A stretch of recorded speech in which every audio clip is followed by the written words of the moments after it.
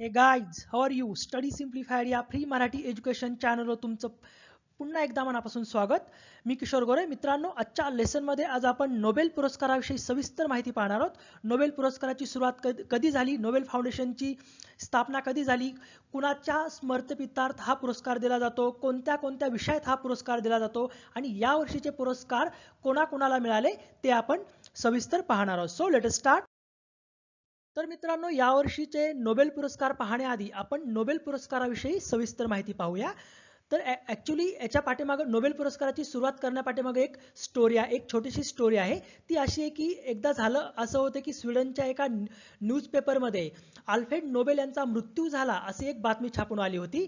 तर ॲक्च्युली झालं असं होतं की त्यांच्या भावाचा मृत्यू झाला होता. पण ज्यावेळेस हे अल्फ्रेड नोबेलला समजलं, ही बातमी समजली, त्यावेळेस अल्फ्रेड नोबेलने विचार केला की आपण जे संशोधन केलेलं आहे त्या संशोधनामधून मिळालेले पुरस्कार आणि त्या पुरस्कारामधून मिळालेली जी रक्कम आहे त्याचा आपल्या मृत्यूनंतर त्याचा उपयोग व्हावा, याच्यासाठी त्यांनी एक प्रशस्तीपत्र लिहून ठेवलं आणि त्याच्यामध्ये असं म्हटलं की माझ्या मृत्यू म्हणजे त्यांच्या मृत्यूनंतर त्यांच्या नावाने एक पुरस्कार चालू करण्यात यावा. त्यांचा जो मृत्यू आहे तो 10 डिसेंबर 1896 झाला आणि नंतर मग त्यांच्या मृत्यूनंतर 29 जून 1900 रोजी एक खाजगी संस्था म्हणून नोबेल फाउंडेशनची स्थापना करण्यात आली आणि नोबेल पुरस्कार जो आहे तो 1901 पासून देण्याला सुरुवात करण्यात आली. तर स्वीडिश वैज्ञानिक अल्फ्रेड नोबेल यांच्या स्मरणात दरवर्षी 10 डिसेंबरला हा पुरस्कार देण्यात येतो. ऑक्टोबरमध्ये या पुरस्काराविषयी घोषणा डिक्लेअर केले जातं पुरस्कार विजेत्यांची नावे आणि 10 डिसेंबरला याचं वितरण केलं जातं. तर अल्फ्रेड नोबेल विषयी आपण थोडक्यात माहिती पाहूया.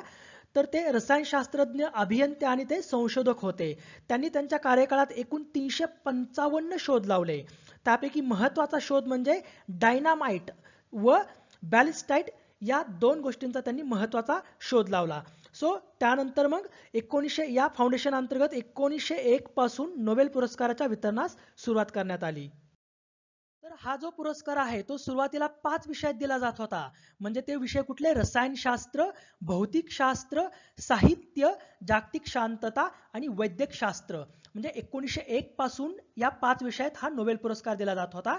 पण आता टोटल 6 विषयात नोबेल पुरस्कार देण्यात येतो. तर 1969 पासून स्वीडनच्या मध्यवर्ती बँकेने म्हणजे रिस्क बँकेने अर्थशास्त्रातील संशोधनासाठी 6वे नोबेल पुरस्कार देण्यास सुरुवात केली. कधीपासून? तर 1969 पासून. म्हणजे आता त्यामुळे सध्या एकूण 6 विषयात नोबेल पुरस्कार देण्यात येतो.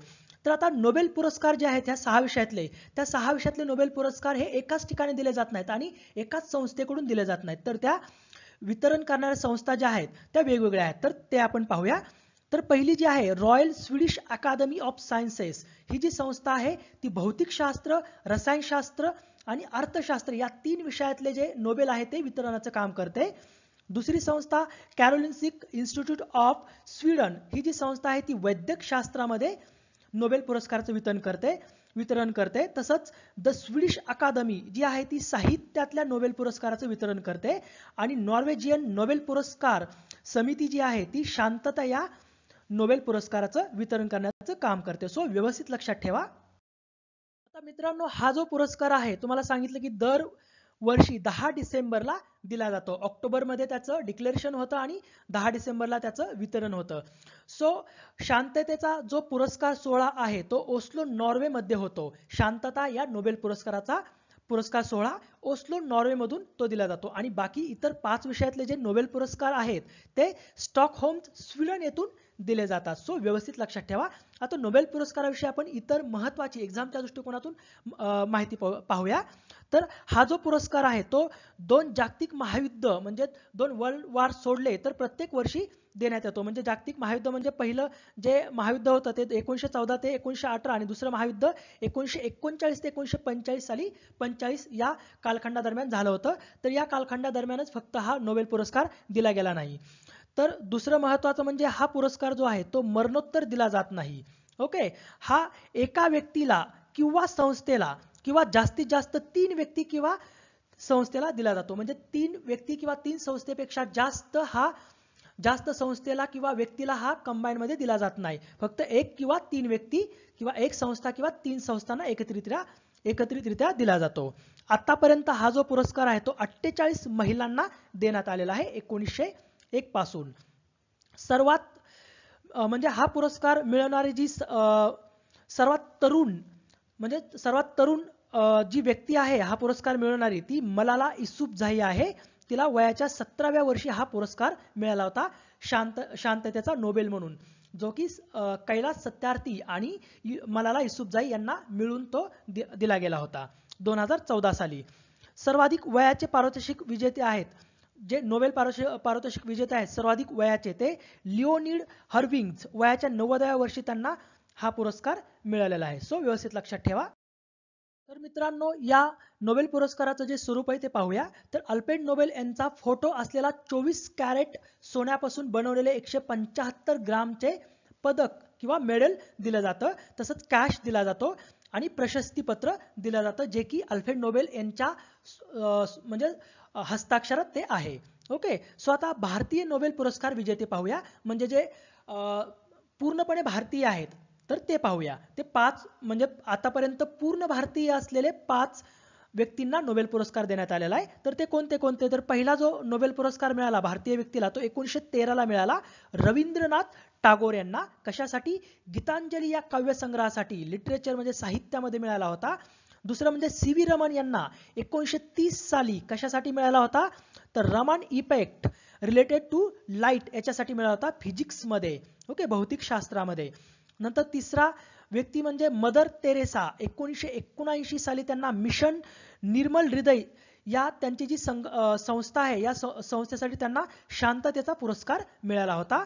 चौथी व्यक्ती म्हणजे अमर्त्य सेन यांना 1998चा economic theory related to poverty म्हणजे गरिबी, डेमोक्रेसी लोकशाही, डेव्हलपमेंट विकास आणि सोशल वेलफेअर म्हणजे सामाजिक कल्याणासाठी त्यांनी जी थेरी लिहिली होती त्याच्यासाठी त्यांना इकॉनॉमिक्समध्ये त्यांना हा नोबेल पुरस्कार देण्यात आला होता. त्यांच्याबरोबर पाकिस्तानचे महबूब उल हक यांना पण देण्यात आला होता.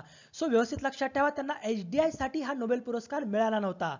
त्यांचं जे कॉन्ट्रीब्युशन होतं नोबेल पुरस्कार मिळवण्याचं कुठलं होतं? तर economic theory related to poverty, democracy, development and social welfare.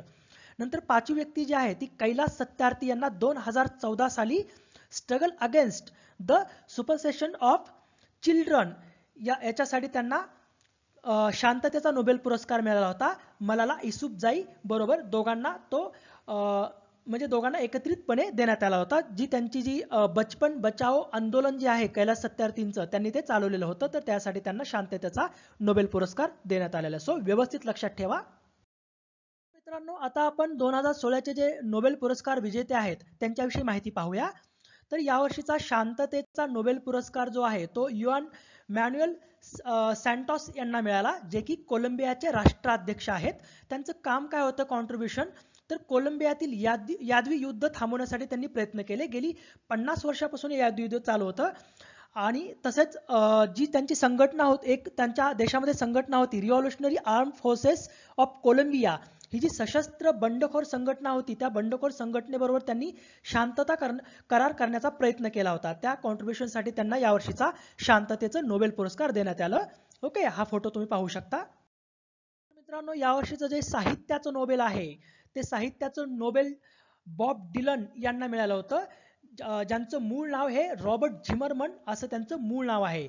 तर बॉब डिलन नावाने प्रसिद्ध असलेल्या रॉबर्ट झिमरमन यांना यावर्षीचा नोबेल पुरस्कार साहित्याचा नोबेल पुरस्कार मिळाला. तर ते अमेरिकेचे गायक व गीतकार होते. नोबेल पुरस्कार मिळवणारे ते पहिलेच संगीतकार आहेत. व्यवस्थित लक्षात ठेवा, एक्झामच्या दृष्टिकोनातून खूप महत्त्वाचं आहे हे. सो व्यवस्थित लक्षात ठेवा या व्यक्तीविषयी.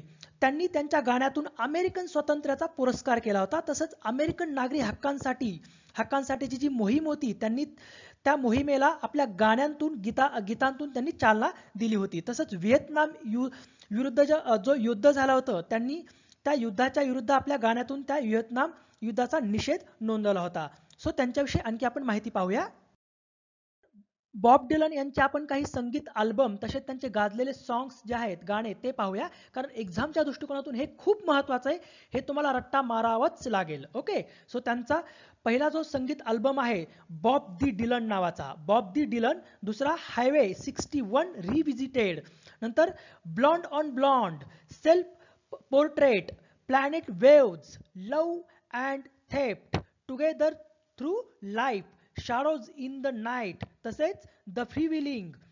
नंतर time out of mind, blood on the tracks, bringing it all back home, तसंच फॉलन एंजल्स. हे जे त्यांचे गाजलेले संगीत अल्बम आहेत. ओके. सो व्यवस्थित लक्षात ठेवा, यातले कुठलेही अल्बम हे एक्झामला 100% विचारतील. ओके.